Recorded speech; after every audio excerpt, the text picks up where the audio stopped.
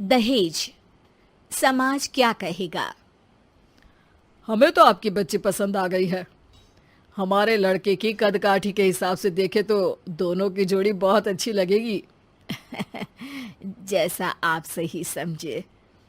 बेटा योगेश, तुम दोनों को अगर टाइम चाहिए तो आपस में अकेले में कुछ बात कर सकते हो। हम बाहर चले जाते हैं। जी पिताजी, जैसा आप कहें। योगेश और सविता को अकेले वक्त देकर सब वहां से चले जाते हैं। चाय कैसी लगी? चाय भी अच्छी लगी और आप भी। सच में?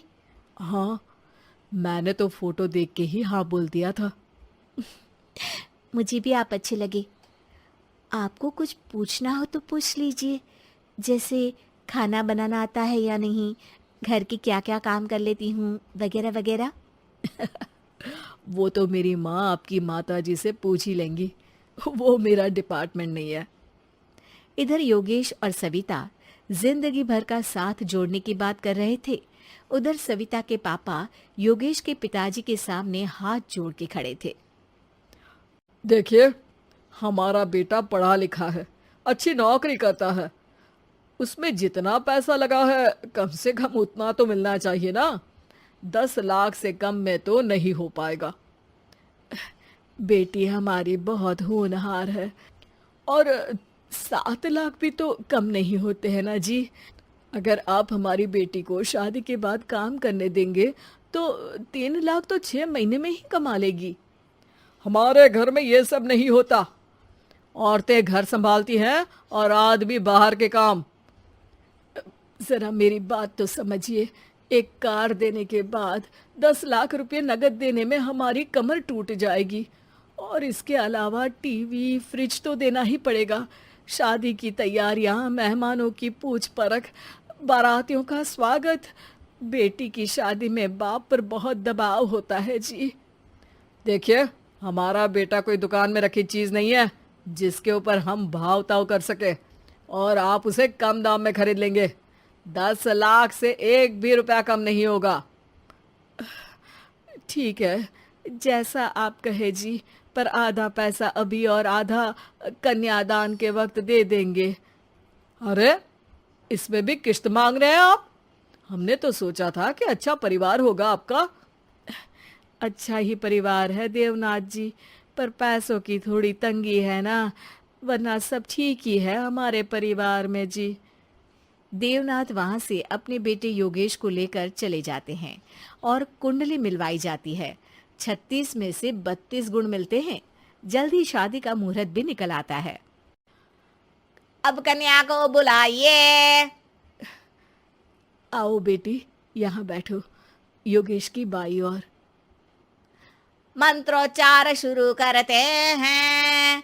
मंगलम भगवान विष्णु मंगलम गरुड़ध्वजा मंगलम। सविता के पापा सविता और योगेश के बीच में जाकर बैठ जाते हैं। बेटी, तेरी माँ को यहाँ बैठना था, पर तेरी विदाई नहीं देखना चाहती होगी शायद, इसीलिए पहले ही चली गई।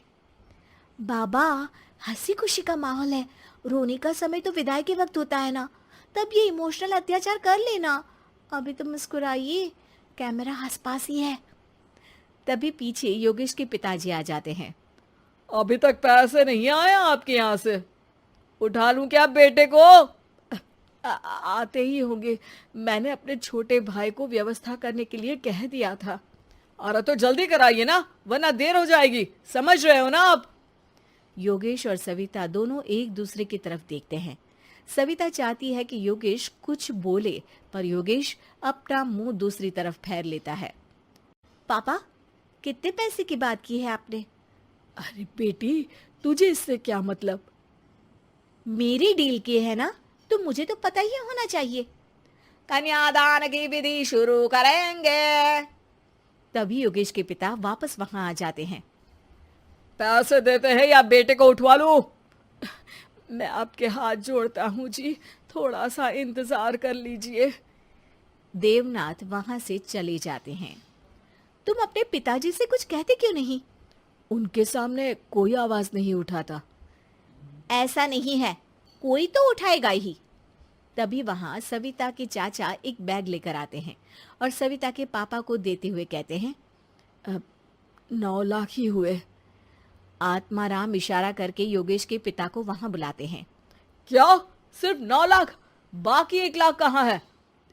नहीं हो पाए जी, शादी के बाद कर देंगे। अरे आप बात से पलट रहे हैं। जल्दी से अभी के अभी पूरे पैसे लाइए, वरना बेटे को उठाऊं क्या? देखिए मैं आपके पाँव पड़ता हूँ। रुक जाइए पापा, रिश्ते हाथ पकड़कर जोड़े जाते हैं, पांव पकड़कर नहीं। बेटी तू चुप रह। नहीं, ये कब से बस कह ही रहे हैं कि उठवा लूं, पर कोई उठ ही नहीं रहा। लो, मैं ही उठ जाती हूँ। बेटा, अपशगुन हुआ। दहेज लेना सबसे बड़ा अपशगुन है, पाप है, पाखंड है। और योगेश, तुम्हें मैं पसंद हूँ तो कुछ बोलते क्यों नहीं? और तुम्हारे पिताजी, अरे देवनाथ जी, आपके नाम में ही बस देव है, काम तो आपके असुरों जैसे हैं। पर गलती आपकी नहीं, गलती मेरे पिताजी की है, जो आप जैसे लोगों को घर की दहलीज भी चढ़ने देते हैं।